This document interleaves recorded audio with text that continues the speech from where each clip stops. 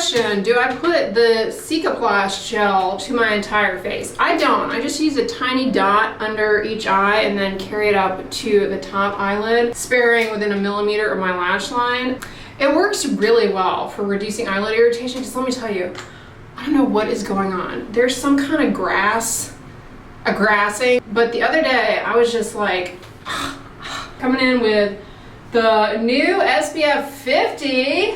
Look at that. Upgrade ya, upgrade ya. And I just got a text message. This is really good for dry skin. And as a side note, if you have oily skin and you hear something is good for dry skin, don't back away, okay? Don't back away. Like, oh, that's not for me. Because I have to tell you, sebum, making a lot of sebum does not necessarily mean your skin's moisturized. Sebum oil is not really that great of a moisturizer. I mean, yeah, it does have some moisturizing properties, but a lot of people have dry skin and oiliness. All right, I'm gonna go run some errands. Just put on these jeans, which who remembers when I bought these from Banana Republic on clearance and then didn't wear them for months and months and months because it was too hot. Then when I went to wear them, they had the security tag still on. Yeah, still wear them. Security tag, of course, if you missed that video, was successfully taken off by the pleasant store employee. Anyway, just spritz myself with this. It's so good. This is Choco Musk. Smells like a chocolate waffle cone. I adore it. It's very similar to the Billie Eilish perfume I was all about. And I bought this as a blind buy. Like, I had never smelled it before, and I'm glad I did. Speaking of blind buy, this is another blind buy perfume that I got several months ago. Isn't the bottle gorgeous? I had high hopes for this, but not my favorite. It smells like shampoo. Like, it's a nice scent, but it's a scent that should be in a shampoo, not a perfume. It is Swiss Arabian Liali Rouge, but I use it from time to time. It's not horrible. It doesn't give me a headache, but this is so nice. I'm tempted to go up here to this old bookstore. We've been in there together before, the one that has like all the old used books, one of the ones, because I've gone in several, and see if they have any old Christmas books that would make nice decorations / functional items to have around and peruse. I'm not a fan of those like decorative coffee table books. I like real books. You know those decorative books people buy and there's not like actual stuff inside the book. It's just meant to put out and create an aesthetic. I want like real books. Because if you were to come over and like, I don't know, I'm finishing up the appetizers on the stove, I want you to be able to actually have something enjoyable to read and look at, and not just an empty book that's there for decoration. Plus, I want you to avoid the awkward situation of wondering, is this actually a book or is it an empty book? And then you pick it up thinking it's a book only to open it up and it's empty, and then I walk in and I embarrass you because you're reading an empty book. See, I'm looking out for you guys. Check it out. Community has a Christmas blend. Their coffee's actually pretty good. I haven't had it in a while, but they have this Mardi Gras king cake coffee that is delicious. Kroger's got a decent selection of gift wrap. I like this with the skiing. The little gnomes. It's cute. Oh, I like this candy cane one. Candy canes and like random ice cream soda. Okay.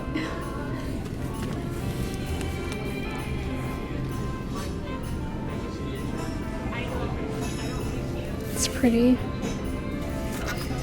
$3.14. I feel like that's less expensive than Home Goods. Aww. Kroger has been getting in some really good holiday mugs lately. Like they had some really nice ones for Halloween.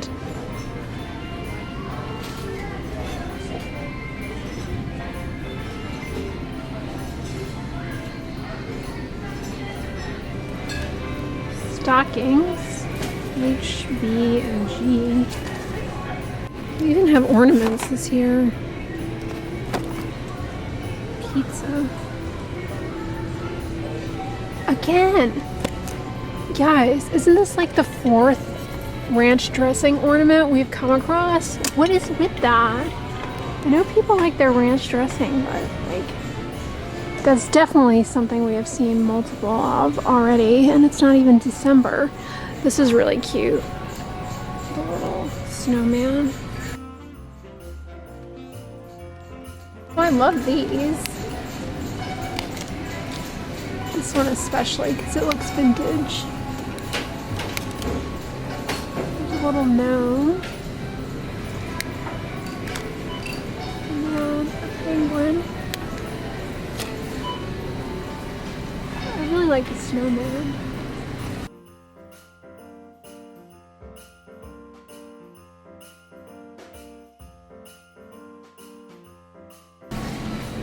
I have quite the selection.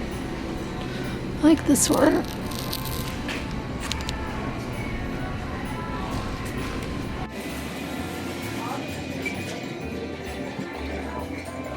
Countdown.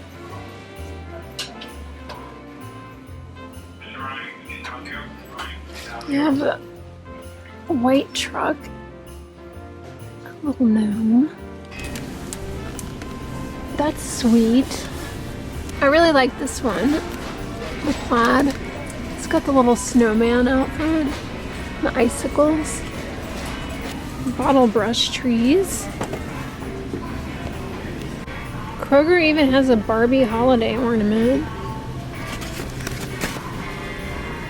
Oh my gosh, aren't these cute?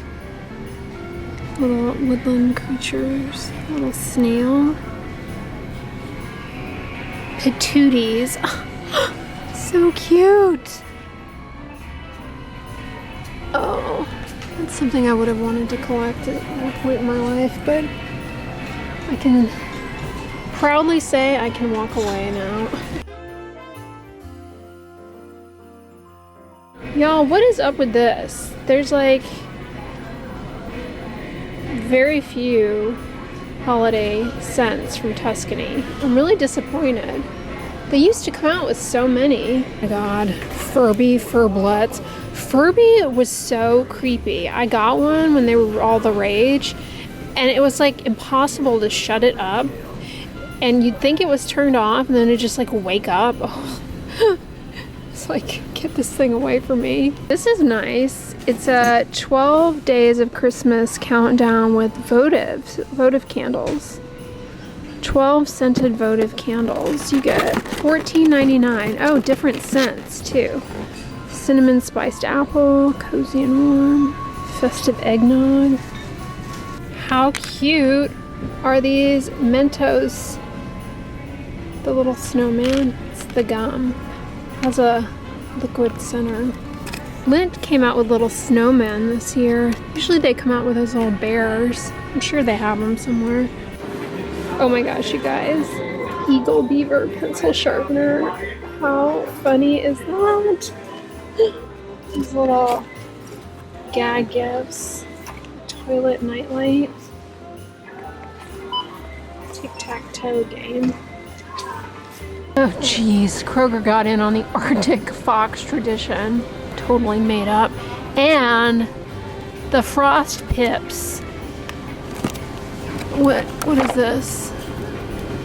The Secret Snow Prize.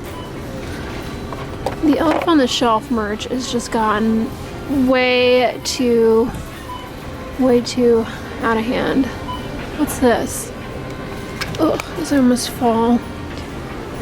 Clothing. If you want to asphyxiate your elf, you can put them in that little carrier. A reindeer tradition? That I can at least see, but Arctic Fox seems like a reach. Guys, what can I say? I caved. I caved because I'm on a mission. I really want Newsy Noel. Remember we saw these in Michael's and I was like, that elf on the shelf Way too much stuff going on with him. The little babies, the fox, but I want this Newsy Noel. And I have a feeling I'm not going to get her, and then it's going to weigh on my mind, and that's going to be the season, the Christmas season this year. Me trying to get Newsy Noel. So I kind of cheated a little bit. I did like this because I don't want to get Snowball. If I get Snowball, I'm going to be pissed. The Arctic Fox, a tradition we do not celebrate. Stop trying to make Arctic Fox happen. All right, let's open it up. You guys are gonna see it before me. Oh my gosh, I see white. I see white. Whew. All right, there's still a chance. There's still a chance.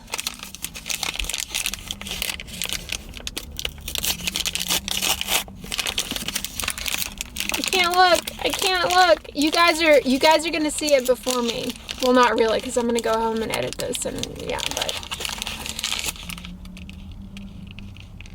Okay, it doesn't feel like a fox. Oh, how cute is she? All right, that was totally worth $9.99. Oh, all right, I'm happy about that. All right, now I'm gonna be on a mission to get Newsy Noel. The reason I want Newsy Noel is because she's a gal with a plan. Look, she's got a notepad and a pencil. She's not just showing up to a fake tradition, right? She's taking notes. So I want her. This guy is really cute. He looks annoying though. Jim Dandy I would be okay with. He's kind of cute. Samson's pretty cute, but forget the fox. Looks more like a kitten, doesn't it? Than a fox? Snowball. I love little figurines like this, even though I like to hate on the Elf on the Shelf stuff. Do you guys remember when cereal boxes used to come with like a legit toy, and then one kid swallowed it and ruined it for the rest of us? I would spend hours studying all of the cereals to figure out which one had the best toy. And I would always kind of weigh my options because sometimes it was something that you had to send away for. And that could be hit or miss because we all know that they make things look really good in the picture. And then you end up getting it and it's like, I waited weeks and weeks to get this and that's what it is. First, some kids swallowed one of the toys and, like I said, ruined it for the rest of us. Although I don't know how that would have happened because the toy was always like wrapped up and it was at the bottom of the cereal. But like, there's no way unless it somehow made its way out of the packaging. I don't know. Then they started, for a brief period of time, they started where you had to collect a bunch of box tops or UPC codes and mail them away, which was a lot more of an investment because you had to buy like 3 boxes of cereal. So that's a lot of time. In kid years, that's, basically a lifetime. Collecting those, sending away for them, waiting to get them back. Were you ever going to get them? And then just they did away with it altogether, which is sad. She is adorable. Like, this would have been a toy that you would have gotten in a cereal box. Like, this is the kind of toy that you would have gotten in your cereal. And cereal would have been like $1 for a box. A natural remedy for toenail fungus that is hard to stomach. This ozonated sunflower oil. Now, this is not going to cure toenail fungus, all right? It may not even improve it, but there is a small amount of evidence to suggest that it can improve toenail fungus. Check out my video on natural remedies for toenail fungus. This is included. However, it feels like you've vomited up blood in your mouth a bit.